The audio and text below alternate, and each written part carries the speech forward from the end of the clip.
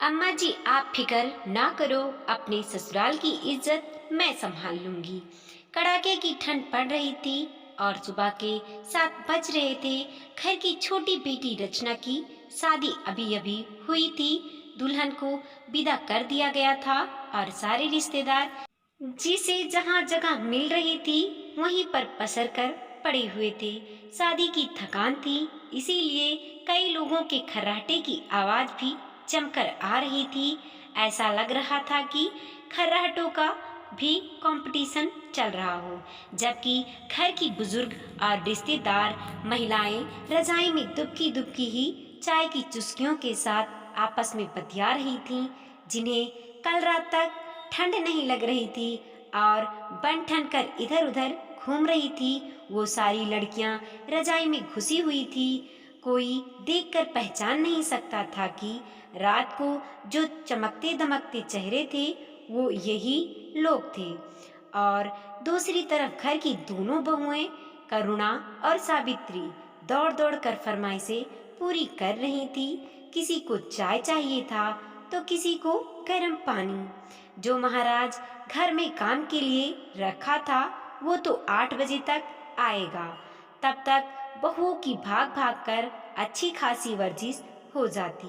सबको चाय देने के बाद दोनों अभी रसोई में पहुंचकर चाय पीने बैठी ही थी कि पीछे पीछे सासू माँ शिमला जी भी कपकपाती हुई रसोई में आई और बोली, अरे तुम दोनों कहाँ चाय पीने बैठ गई?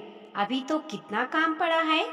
अम्मा जी, बहुत जोरों की ठंड है, हाथ पैर कपकपा रहे हैं, तो सोचा पहले चाय पी लेते हैं, थोड़ी गर्माहट ही मिलेगी। अरे तुम दोनों कहाँ गर्माहट के चक्कर में बैठी हो? अभी कुछ रिश्तेदार रवाना होना शुरू कर देंगे, उससे पहले उनके लिए सगुन के लिफाफे और मिठाइयों का डिब्बा तैयार कर दो। और हाँ, याद रखना कोई कमी ना रहे। 3 तरह के डिब्बे तैयार कर लेना। पिछली बार की तरह गलती मत करना।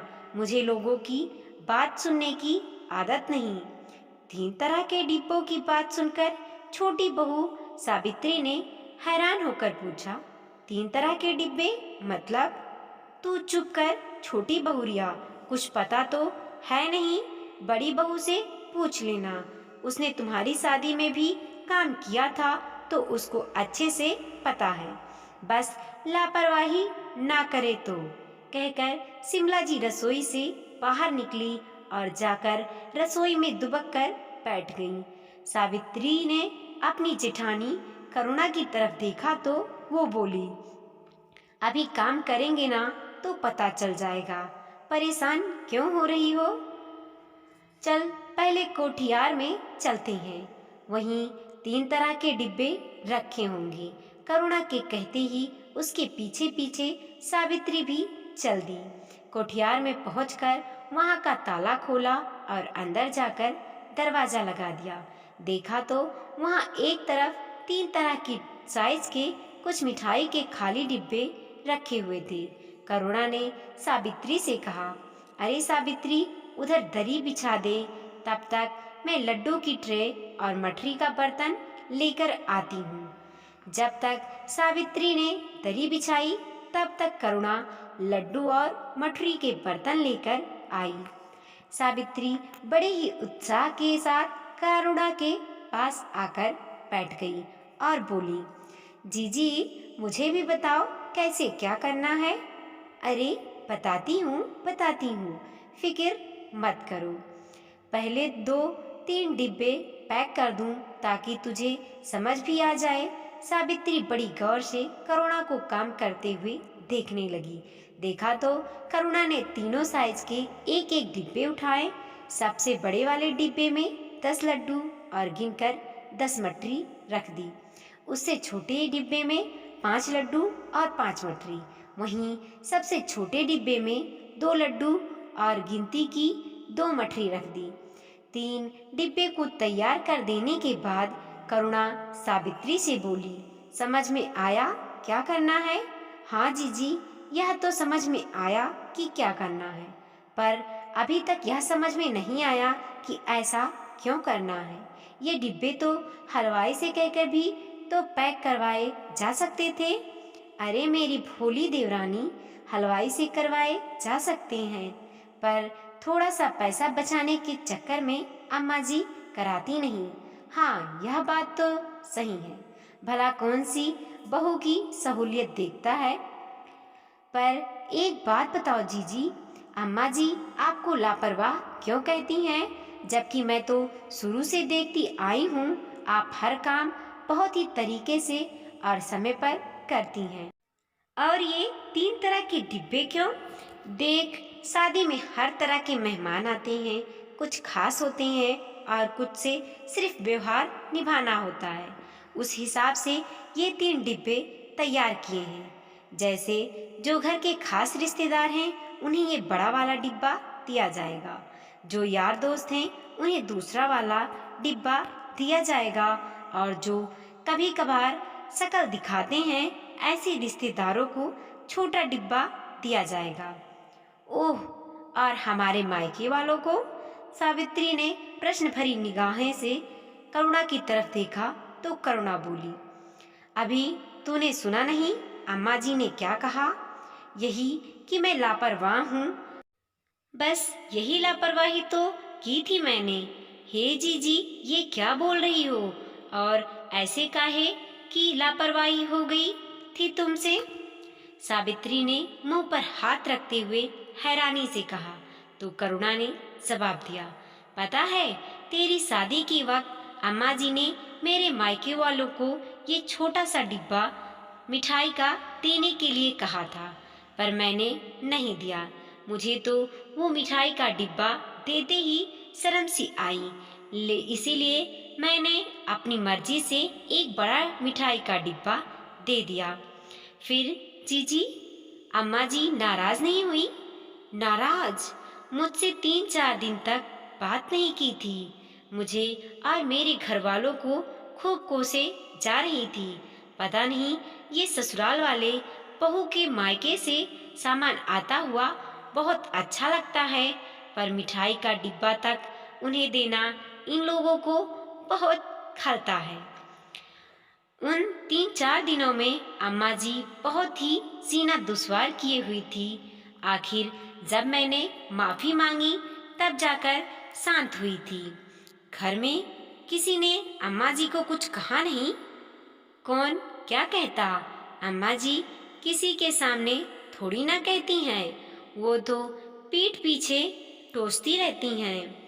सबके सामने अच्छी वाली बनी रहेंगी, लेकिन अकेले में 10 ताने सुनाती हैं। खैर छोड़ो इन सब बातों को, फटाफट मिठाई के डिब्बे पैक कर, नहीं तो अभी अम्मा जी चिल्लाते हुए आ जाएंगी। दोनों बहुओं ने मिलकर सभी मिठाई के डिब्बे तैयार कर दिए।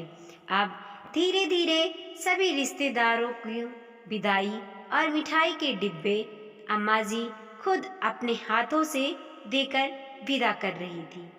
क्योंकि ठंड बहुत ज़्यादा थी तो वो खुद तो पलंग पर बैठी बैठी विदाई दे रही थी, जबकि विदाई और मिठाई के डिब्बे देने के लिए सावित्री को खड़ा कर रखा था। क्योंकि बड़ी बहू पर से तो विश्वास उठ चुका था। अम्मा जी के मायके वालों के विदा होने के कुछ देर बाद करुणा के मायके से उसके दोनों छोटे भाई और भाभी विदा होने के लिए अम्मा जी से इजाज़त लेने आए। तो अम्मा जी ने सावित्री को छोटा डिब्बा मिठाई का देने के लिए इशारा किया, लेकिन ये क्या, सावित्री तो उस डिब्बे की जगह एक बड़ा सा थैला उठाकर ले आई। अम्मा जी ने देखा उस थैले में 4 बड़े मिठाई के डिब्बे, दोनों भाइयों और भाभी के विदाई के कपड़े रखे हुए थे। इससे पहले अम्मा जी कुछ कहती सावित्री ने नारियल निकाला और उस पर 51 रुपए रखकर करुणा को पकड़ाते हुए बोली, लो जीजी, अपने भाइयों को तिलक करके विदा करो। आपको अपने ससुराल के रीति रिवाज पता नहीं है क्या? अम्मा जी के साथ रहकर भी आप कुछ नहीं सीखी? आपने देखा नहीं अम्मा जी ने कैसे अपने मायके वालों को विदा किया है? आखिर हमारे ससुराल वालों की भी इज्जत है।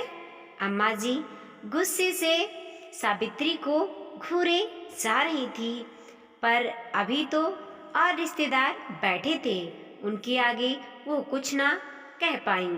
करुणा अभी भी हैरानी से सावित्री की तरफ देख रही थी और सावित्री थी कि खुद की पीठ थपथपाते हुए बोले जा रही थी। अम्मा जी आप फिक्र ना करो, जीजी अपने रीत रिवाज भूल गई तो क्या, मैं अपने ससुराल की इज्जत संभाल के रखूंगी। मैं अपने ससुराल वालों की नाक किसी के सामने कटने नहीं दूंगी। और जीजी आप क्या देख रही हो, जल्दी करो, हमें और भी काम है। इतने में ससुर जी भी बोले, अरे बड़ी बहू अब जल्दी अपने भाई भाभी को विदा करो, उनकी भी ट्रेन का वक्त हो गया है। ससुर जी की बात सुनकर करुणा ने तिलक कर अपने दोनों भाइयों और भाभी को विदा किया। अम्मा जी कुछ कह ही नहीं पाई, आखिर कहती कैसे, यहाँ तो छोटी बहू खुद अपनी पीठ थपथपा रही थी। साथ ही ससुर जी भी छोटी बहू की समझदारी के कायल हो गए थे।